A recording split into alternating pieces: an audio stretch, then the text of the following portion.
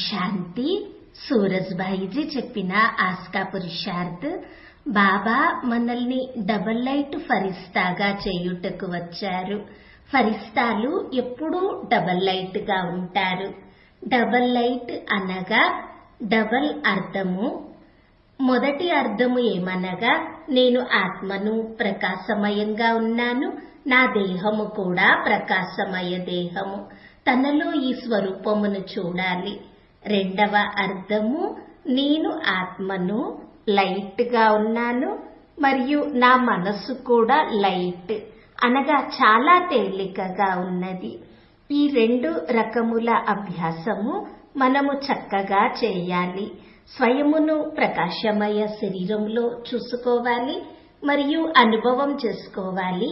నా అంగము నుండి రంగురంగుల కిరణములు వ్యాపిస్తూ ఉన్నాయి అని. బాబా ఒక చక్కటి దృశ్యము గురించి వర్ణించారు. వతంలో 3 ఫరిస్తాలు ప్రత్యక్షమయ్యారు. బాబా తన చేతిలోకి వజ్రములను తీసుకొని వాటి పొడి తయారు చేశారు. ఆ ఫరిస్తాలపై ఆ పొడిని చల్లారు. ఇక ఫరిస్తాల అంగము నుండి రంగురంగుల కిరణములు వ్యాపిస్తూ ఉన్నాయి, 4 వైపులా వ్యాపిస్తూ ఉన్నాయి. మరి ఇదే స్వరూపము మనలో చూసుకోవాలి.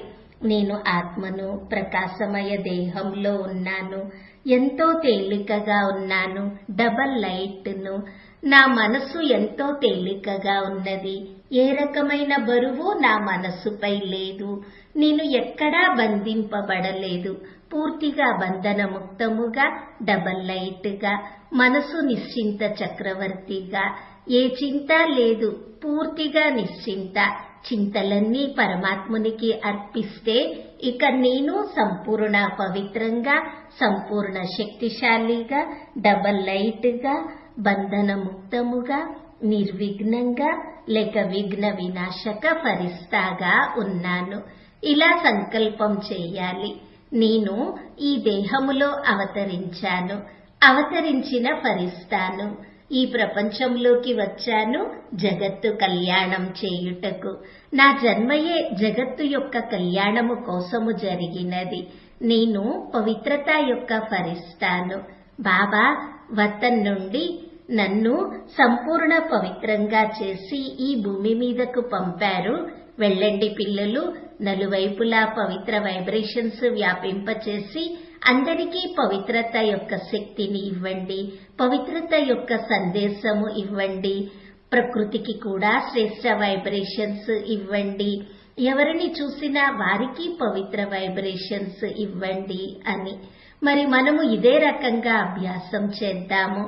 ఈ రోజంతా స్వయమును ఈ భూమిపై అవతరించిన పవిత్రత యొక్క ఫరిస్తాగా భావించాలి.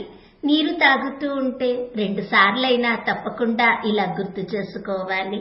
భోజనం చేసేంతసేపటిలో 5 సార్లైనా నేను పరమ పవిత్ర ఫరిస్తాను అని గుర్తు చేసుకోవాలి. స్నానం చేసేంత సమయంలో 10 సార్లు గుర్తు చేసుకోవాలి. ఇంటి నుండి ఏదైనా పని కోసం వెళ్తూ ఉన్నా ఆ కాలమంతా ఇదే గుర్తు పెట్టుకోవాలి. నేను అవతరించిన ఫరిస్తాను. బాబా మహనీయ కార్యము కోసము నన్ను పంపారు. ఇప్పుడు నేను పాత్ర చేయుటకు వెళ్తూ ఉన్నాను. నా తోడు స్వయంగా భగవంతుడు కూడా ఉన్నారు. నడుస్తూ ఉన్నా బాబా నుండి సఫలత యొక్క వరదానమును తీసుకోవాలి. ఎప్పుడైనా ఏదైనా కార్యము ప్రారంభించే ముందు బాబా నుండి సఫలత భవ, నిర్విఘ్న భవ వరదానము తీసుకోవాలి అనేది మరచిపోకూడదు. బాబా నా తోడు ఉన్నారు అనే స్మృతి పక్కా చేసుకొని అప్పుడు కర్మక్షేత్రంలోకి వెళ్తే ప్రతి అడుగున సఫలత లభిస్తుంది, అనుభవం అవుతుంది. బాబా తన వేల భుజాల తోడు నాకు తోడుగా ఉన్నారు, నా పక్కనే ఉన్నారు అని.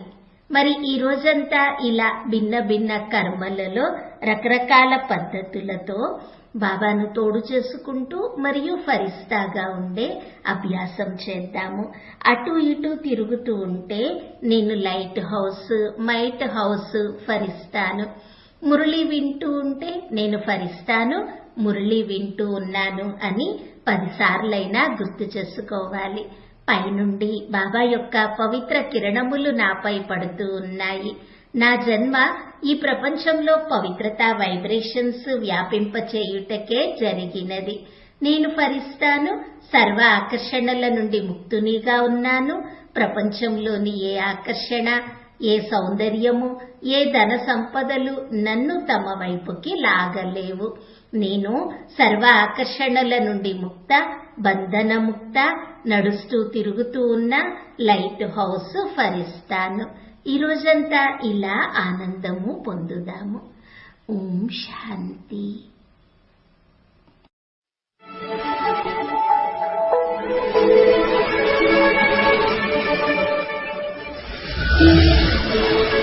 Thank you.